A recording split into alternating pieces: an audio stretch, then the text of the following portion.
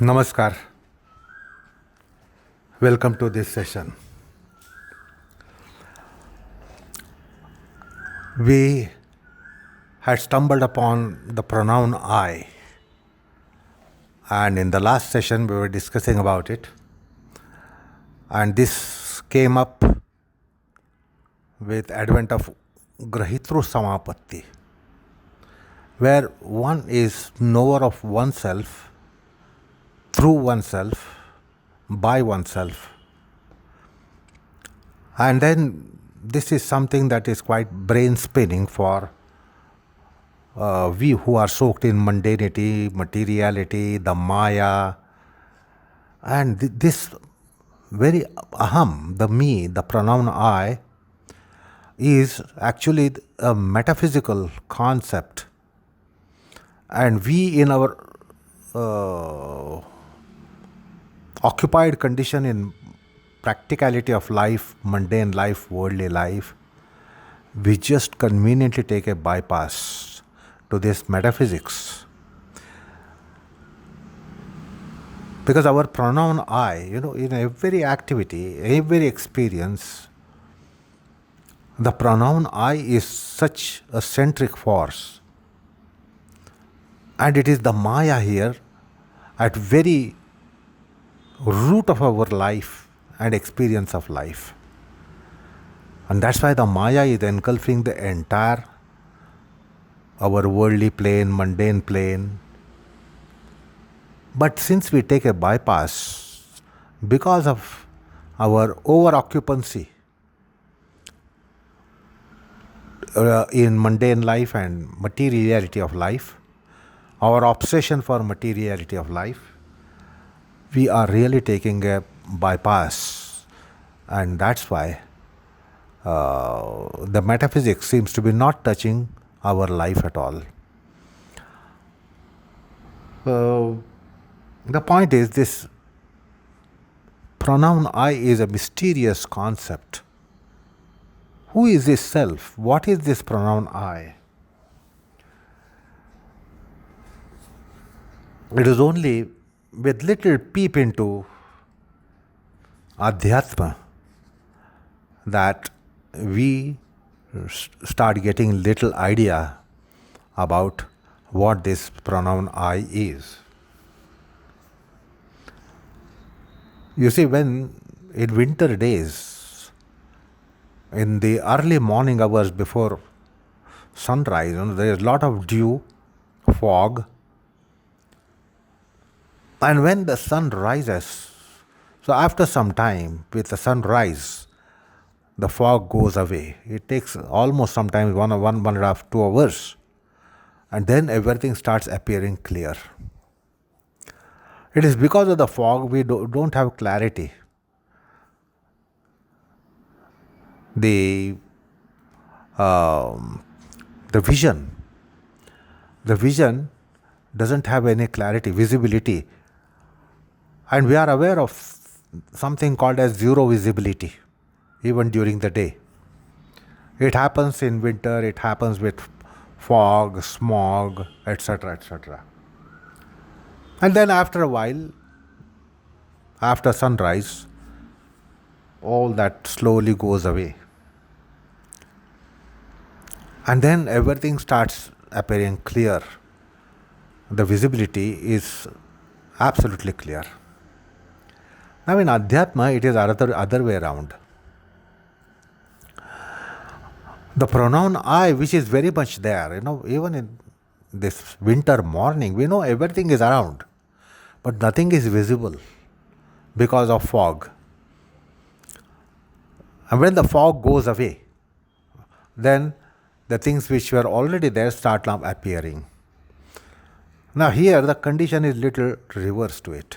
Our pronoun I is very much there.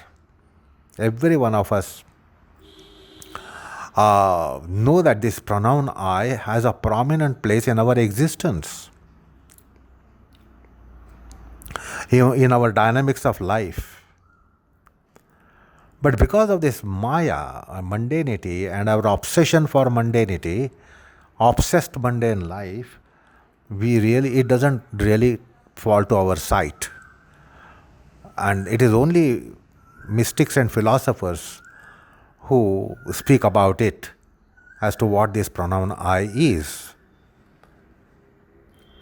So in Adhyatma, when one enters the realm of Adhyatma with Sat Sangha, Sadhana Sangha, Shastra Sangha, with Sattva Guna getting preponderance in the mind, psyche, consciousness, in the Sattva Guna, dawn of Sattva Guna, then blossoming of Sattva Guna, then slowly the pronoun I starts showing itself. We know that it is present, but we don't see its presence. We only know that it is there, and because of that pronoun I, that everything is going on, kartrutva, bhoktrutva, gnyatrutva, know-worship, endurership, and doership. This all is on account of pronoun I. Imagine the pronoun I is not there. There will be no activity, there will be no kartrutva, no doership, no know-worship, no endurership, no karma, no jnana, no bhoga. So we very well know that the pronoun I is very much there. But in internal journey, in Adhyatmic process, gradually it starts like visibility about it. We have no visibility about pronoun I. We know it is there. But there is no visibility. And that visibility is called Atma Sakshatkar. When it becomes visible, that is Atma Sakshatkar. And it happens in Adhyatma. The whole smog or whole fog of mundanity goes away. All clouds of mundanity, fog of mundanity, it goes away. And a mystic philosopher, mystic yogi, mystic saint start getting clear vision of this aham. And we saw the quotation of Vyasa in Asmita Samapatti, in Asmita Pravrutti, which we recently saw, Vishokava Jyotishmati in Chitta Parikarma. There is something called as Asmita Pravrutti. So the Asmi is Anumatra, it is atomic. Atomic means how atomic? Upanishads describe it. Take a fag end of hair on the head, end of the hair, and then make 100 pieces of that end of the hair. Take one of the pieces and again make 100 pieces of that piece. That is atomization, that is anutva of the aham. It is just anumatra, according to Vyasa's description. But where does it experience? It is like ocean, waveless ocean, endless ocean. In that ocean, Anumatra Atma. And yogi, knowing that, he knows this is me. Now understand, what is this is me for us? If somebody asks you, do you know about yourself? You say, yes, this is me. What is this is me? You show your body. Aparatalamastaka. From your feet to head, you show yourself and you say, this is me.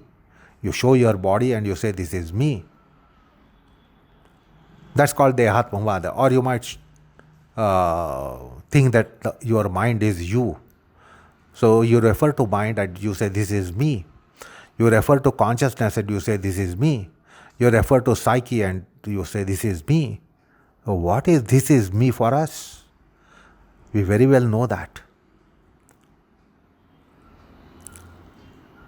But a realized visionary in philosophy, yoga, mysticism, what is this is me for them? It is Anumatra. Okay, then what Next, what about much more about it? It is Amara. It is Ananta, Amara, Avyakta. So, the mystic who realizes, who has the self realization, knows that he is immortal. So, what is this is me? I am immortal. I am deathless. I am immutable. I am diseaseless, decayless. I am casteless, creedless, raceless, genderless, statusless, ageless. This is the realization of self to a mystic. And in satsanga we come to know about it. Otherwise, none of us who are sunk in materiality will believe that I am birthless and I am deathless, because we know we had a birth and we are going to have a death at some point in time. So we will never do that we are birthless and deathless. We will never take it that we are decayless and diseaseless and deathless. All those things are there. So we only know ourselves with all these delimitations called upadhis. So caste, class, creed, race, gender, age, status, stature, condition. So we always characterize ourselves in description. This is me. This is me means what? Man, woman, young, old, strong, weak, intelligent, stupid, rich, poor, and having a caste, race, creed, gender, etc., etc. We cannot be imagining of ourselves without these things. But our pure being is actually that. You should recall during this description of Nidra Jnanam, and before that, prior to that, in Nidra Vritti, we had come to this aspect that we in dreamless sleep do exist. But how do we exist? Are we men or women? Are we young or old? Are we Occidental or Oriental? Are we Eastern or Western? Are we in any faith such as Hinduism, Islamism, Christianism, Judaism, Buddhism? No such faiths are attached to us. Yet we exist. We never get a feeling that I was not existing in my sleep. We never get the feeling I was not existing. If you were existing, you know that you were existing, then how were you? How will you characterize you then in that state? That you are free from any delimitation. Your nobody is nobody. Atra pita apita bhavati, mata amata bhavati, etc. We had seen that quotation from Brihadaranyaka Upanishad. So we do not have any condition, status, stature, age, gender, family, race, creed, caste, nothing of that sort, but still we still exist. And that is what we are actually. We do not have all these delimitations.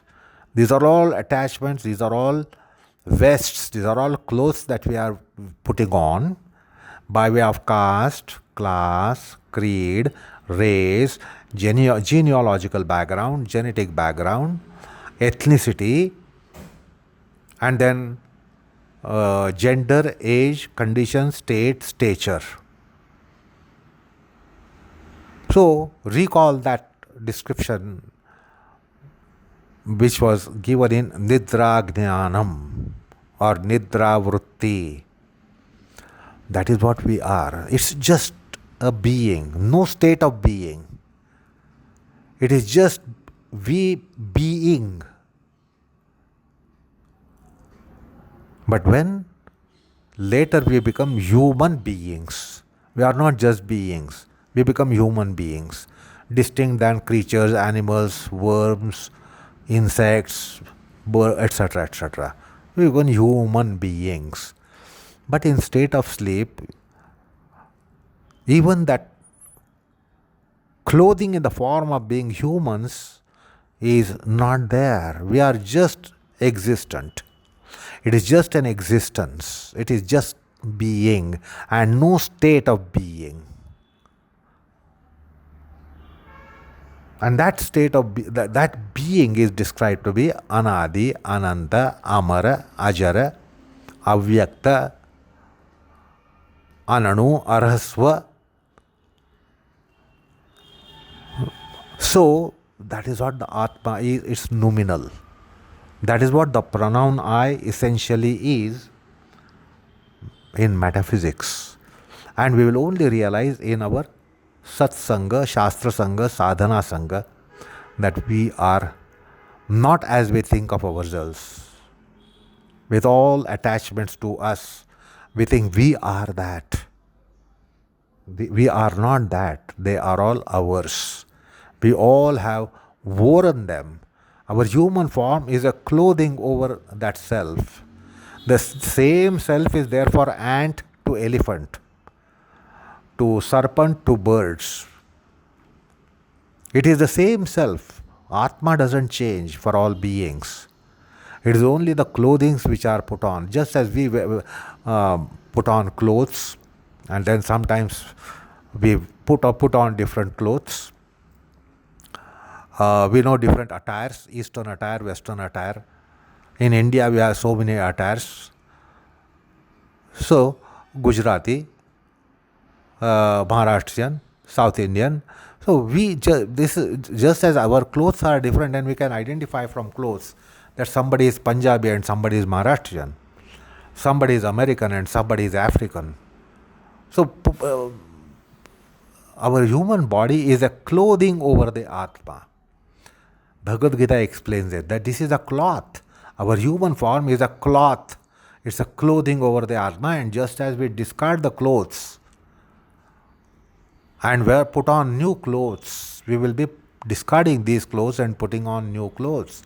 So human form of clothes will be given up, elephant form of clothes will be taken, elephant form of clothes will be given up, snake form of clothes will be taken up, snake form of the clothes will be given up, bird form of clothes will be taken up, bird form of clothing will be given up, human form of clothing will be taken up. So these are all clothing.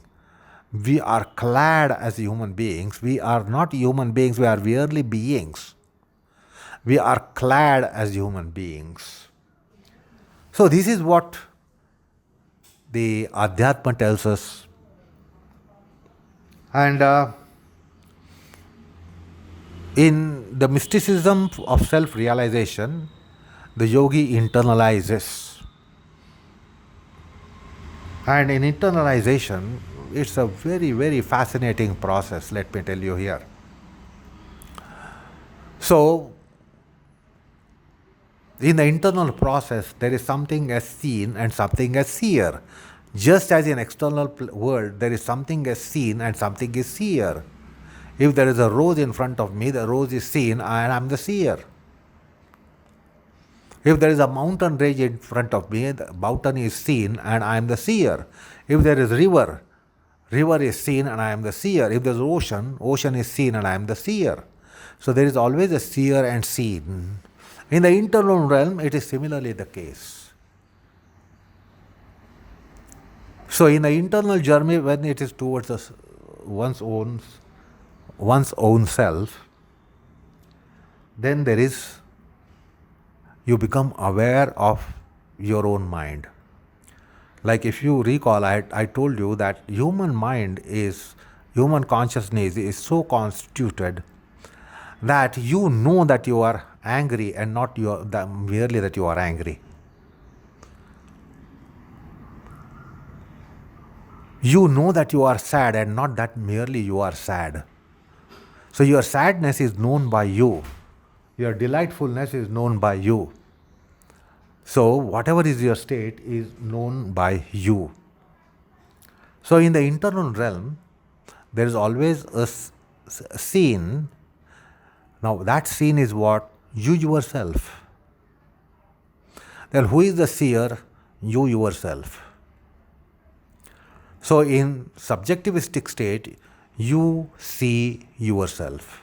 You know yourself. That is, you know your state of mind, your state of being, that you are happy, you are sad, or you are neutral. In yoga, there is no happiness and sadness, you are neutral. So you see that you are neutral. Who is seeing that you are neutral? You yourself, you are seeing that you are neutral. So this appears to be a dichotomy on empirical plane and on the plane of reasoning and logic. It is dichotomy, and human consciousness is such. As I told you, that we not only become angry, we know that we are angry. We don't only become sad, we know that we are sad. We are not only delighted, we know that we are delighted. So who is delighted? You are delighted. Who knows that you are delighted? You know that you are delighted. You are in sorrow. Who knows that you are in sorrow? You only know that you are in sorrow. So you knowing you. Even in the worldly realm. In case of subhumans, they don't have this kind of arrangement in consciousness. They will get angry. Elephant will become angry. Tiger will become angry. Dog will become angry, but it will not know that it is angry. It has anger. It doesn't know that it is angry. It is because of the constitution of consciousness in subhumans as against humans. So in yoga, when you are introspecting and going internally, you see yourself. How do you see yourself in yoga? You are quiet, you are serene, you are sublime, you are sedate, you are neutral, you are witnessive, you are witnessing. So there is a seer of the seer. Then when you further penetrate, you start making the subjective entity objectified. If you know that you are neutral, you try to objectify that which knows that you are neutral. So that subjective entity becomes objective entity. In more internalization, again subjective entity becomes objective entity. That subjective entity becomes objective entity. That subjective entity becomes objective entity. This is how yogic process of internalization is. So there is seer of the seer. Then there is seer of the seer of the seer. Then there is seer of the seer of the seer of the seer. Then there is seer of the seer of the seer of the seer of the seer. Now, this might be a little intriguing, it might spin your brain, but I will give you an analogy and perhaps you will understand. See, if I show you onion, I show you onion, and then I ask you, what is this? You say, is it onion? I peel the skin of the onion. Then I show you, what is this? You say, it is onion. I peel the first layer of petal of onion. And then I show you, what is this? You again say, it is onion. I peel that layer of petal as well, and again I show you. I ask you, what is this? You say, it is onion. So I go on peeling the petal after petal, layers of petal, I go on peeling out. Until I come to stem, you will say, it is onion, it is onion, it is onion. And then you know it is progressively more and more pinkish. If you peel the skin, you see the pinkness of onion. Then if you peel the first layer of petal, it is more fresh pink. And as you go on peeling the petal after petal, the layers, you see it is more fresher and fresher and fresher pink until we go to stem. Similarly is our consciousness. Our consciousness, our psyche. It is like onion. So, the first layer of consciousness sees the second layer of consciousness and it says, this is me. And when you objectify that as well, like peeling the layer of the skin of onion, then you see more internal eye. You peel that also is now, the seer is objectified, then you further penetrate inwards. So this is how the yogic penetration takes place in yogic psychology, yoga psychology. And ultimately, like in onion, you come to stem, you come to just being, just the being. Because now the subjective, objective entities are no longer there at the core consciousness. Like onion has first layer of petal, which you go on peeling, second layer, third layer, fourth layer, fifth layer. Ultimately, the last layer of onion, when you peel it off, you just find a stem and there is no onion. Onion gone and only stem. Similarly here, it is lotus. Consciousness is also symbolized to lotus. Lotus has several layers of petals. So finally, the duality between the seer and seen, the dichotomy between the seer and seen will be lost. And it will be just the state of being. Like in state of sleep, we don't see that we are sleeping, because we go to that stem of our consciousness. We are the stem of consciousness. In sleep, the sleep is always going inwardly and we get sleep. We don't get sleep outwardly. The sleep is going inwardly, we get the sleep inside. So in state of sleep, there is no seer and no seen. And that is why no seeing in sleep.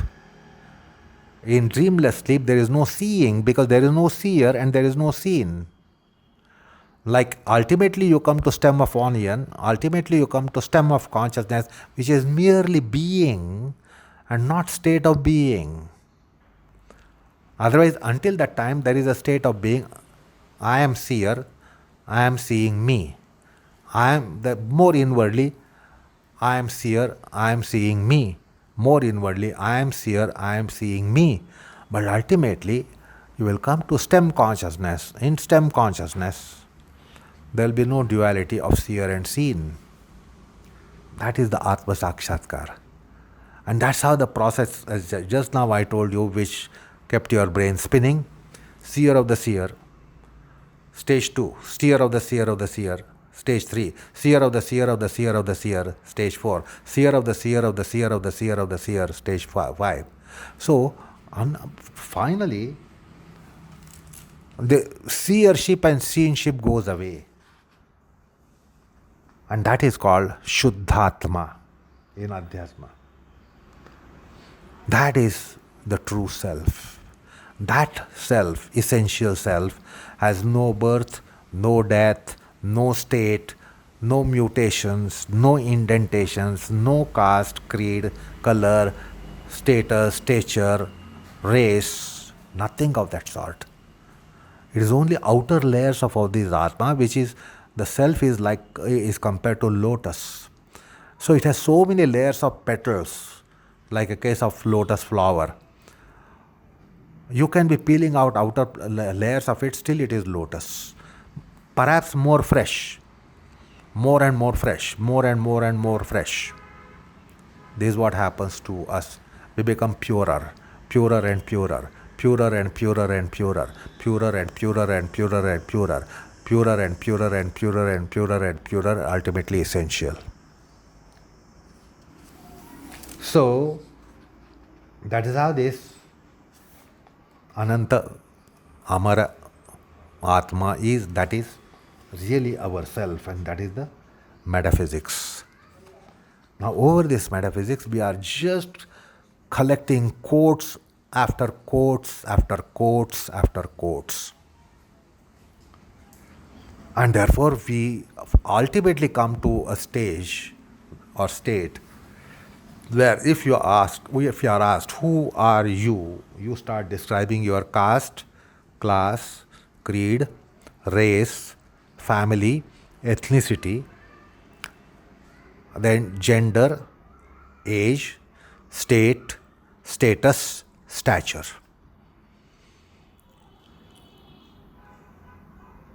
That is how our pronoun I is in mundane world, as against the pronoun I, aham, in asmita pravrutti, which we saw just now, that you are anumatram.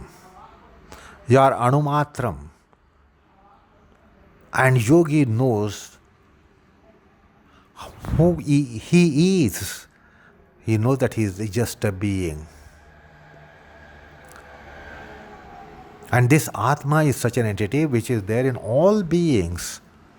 There is no difference between Atma or self of human being and self of subhuman beings. Atma of elephant and Atma of man and Atma of dog and Atma of eagle and Atma of snake, Atma of mosquito, Atma of bug, Atma of bacteria, no difference. Atma is Atma. That's why it is Anumatra.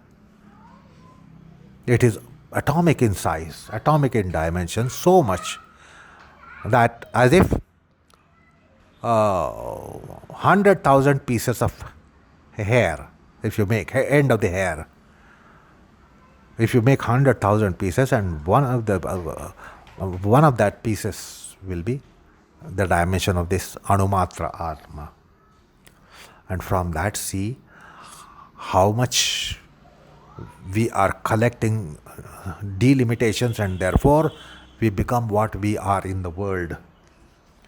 So this aham is really a marvel, and it is because of human constitution that there is a possibility of condition that I know myself, which is absolute abstruse mysticism.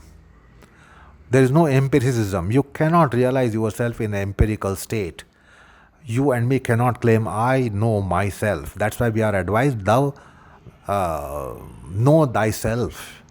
We are asked to know ourselves.